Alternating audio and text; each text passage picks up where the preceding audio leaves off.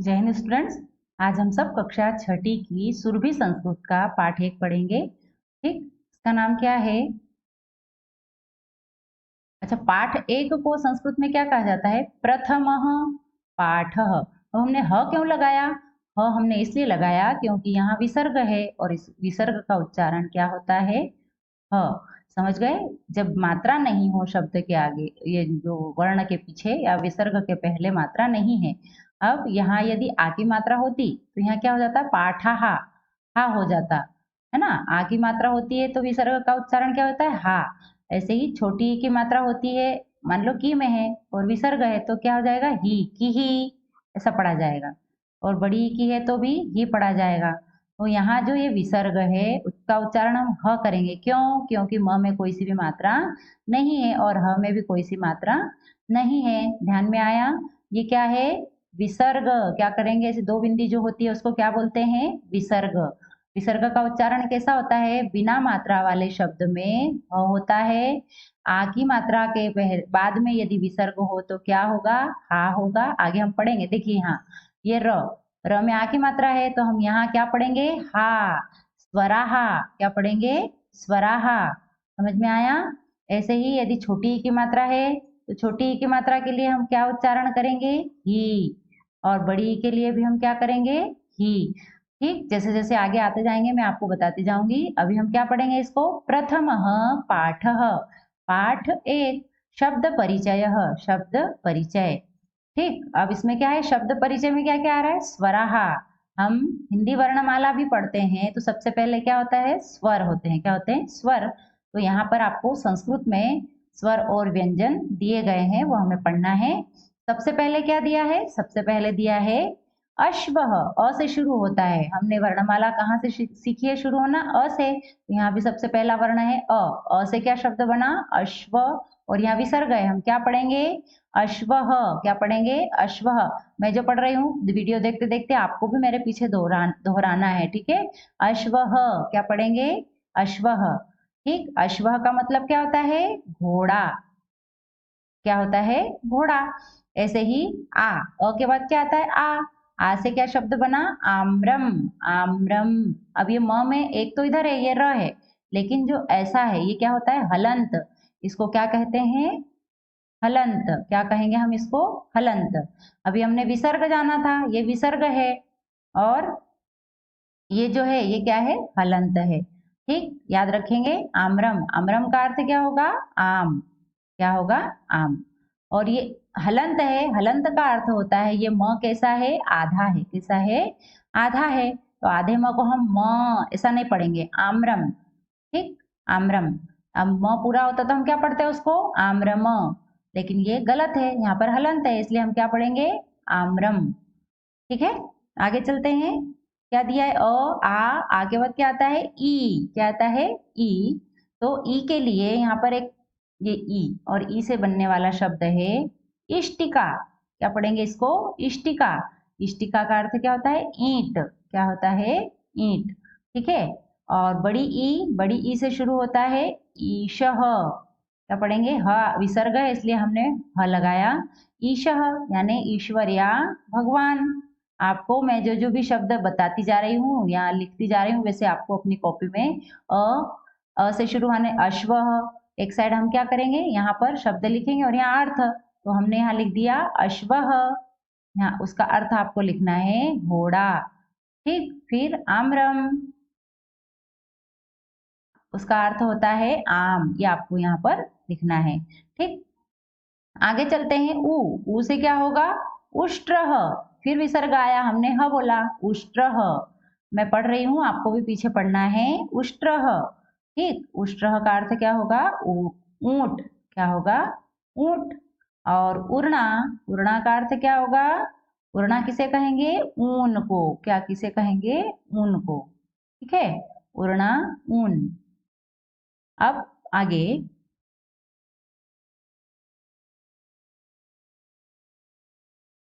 किसकी पिक्चर है? ऋषि से शुरू होने वाला शब्द क्या है? ऋषि ही। अब देखिए यहाँ छोटी की मात्रा है श में, इसलिए हम विसर्ग क्या क्या उच्चारण करेंगे? विसर्ग का ही।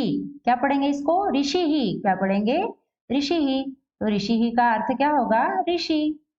या ऋषि मुनि या कुछ भी कह सकते हैं। ठीक, आगे अ आ इ ई उ ऊ री। अब आता है ए से क्या हो रहा है, यहाँ दिया है ए से शब्द एणः।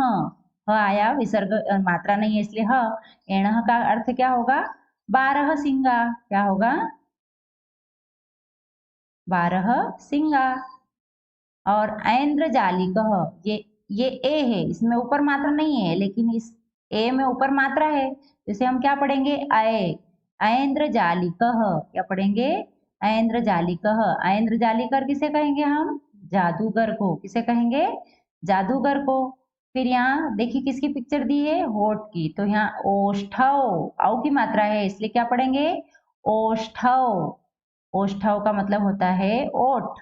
हम हमारी भाषा में, हम वाली भाषा है उसमें हम क्या बोलते हैं, होठ। होठ नहीं, ओठ, इसका शुद्ध क्या है, ओठ।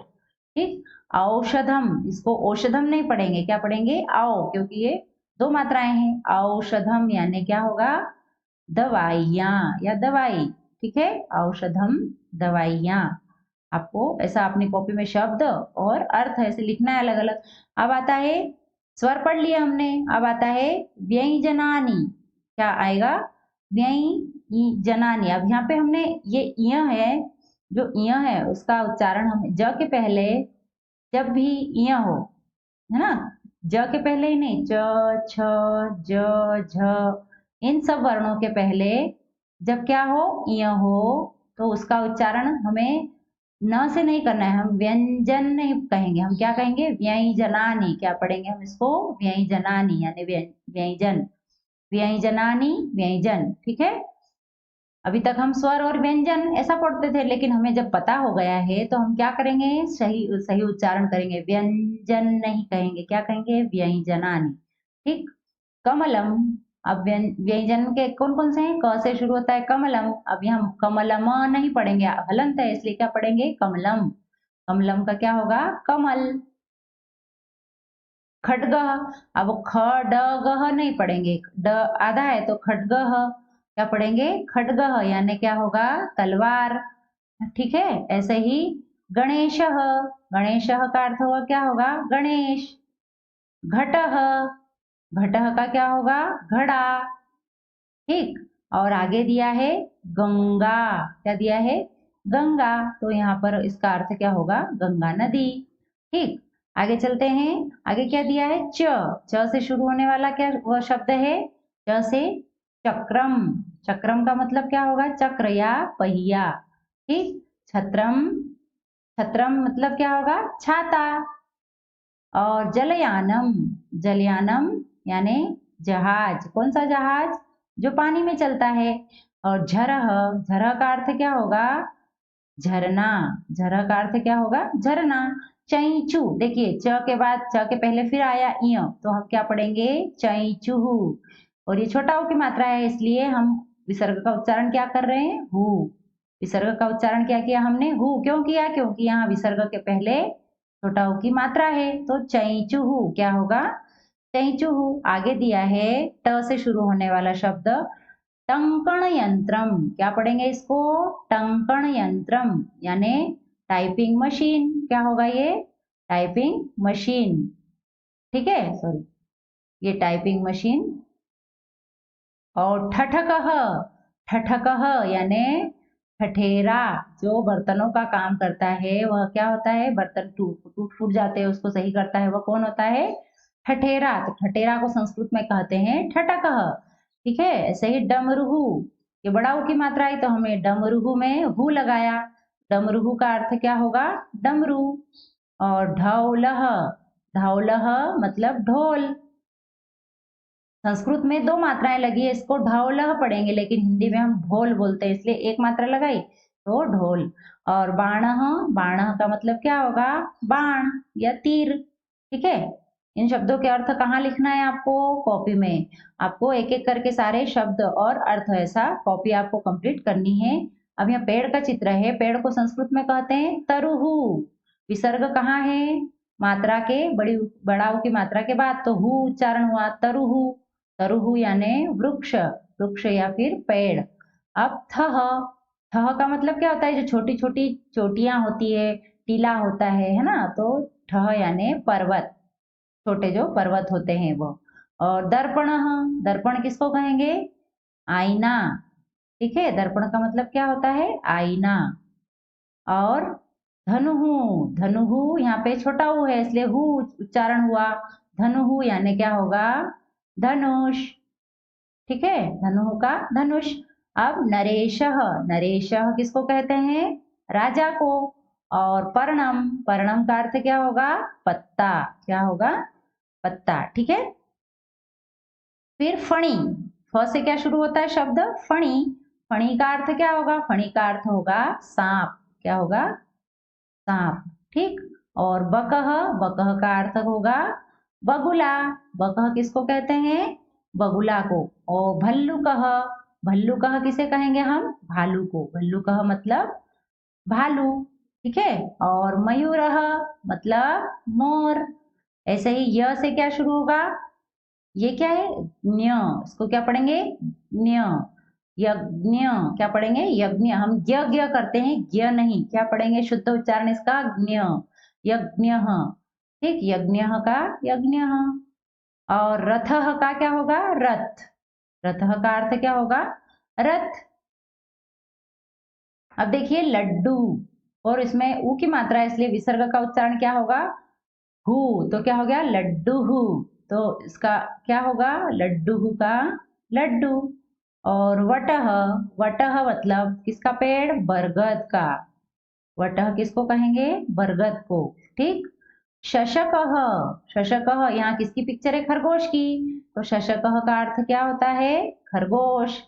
क्या होता है शशकः का अर्थ? खरगोश। षटपदः, अब हमने षटपदः नहीं पढ़ा, हमने क्या पढ़ा? षटपदः। तो आधा, क्यों? क्योंकि यहाँ पर क्या है? हलंत, क्या कहेंगे इसको? हलंत। हलंत जब होता है तब वर्ण आधा होता है। तो षटपदः यानी षट यानी छह, पद यानी पैर, तो छह पैर वाला कौन? भौरा। कौन होगा? भौरा। अब सरह यानी सरोवर या तालाब, ठीक है। और हलम, हलम का अर्थ क्या होगा? हल। ऐसे ही कुछ संयुक्त व्यंजन है। कौन से व्यंजन व्यंजन है?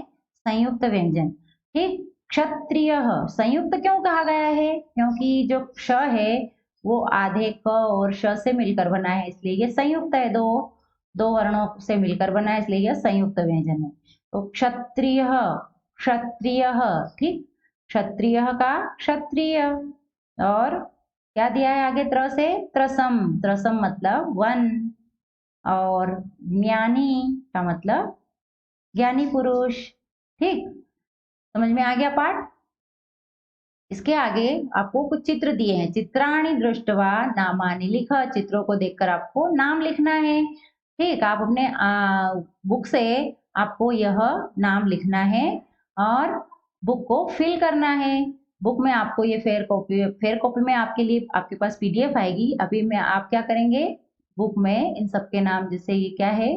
कमल है, तो हम क्या लिखेंगे यहाँ? कमलम। आपको बुक में से देखकर इन सबको फिल करना है। फिर जब आपके पास पीडीएफ आएगी तो आप क्या करेंगे? उसको फेयर कॉपी में नोट करेंगे।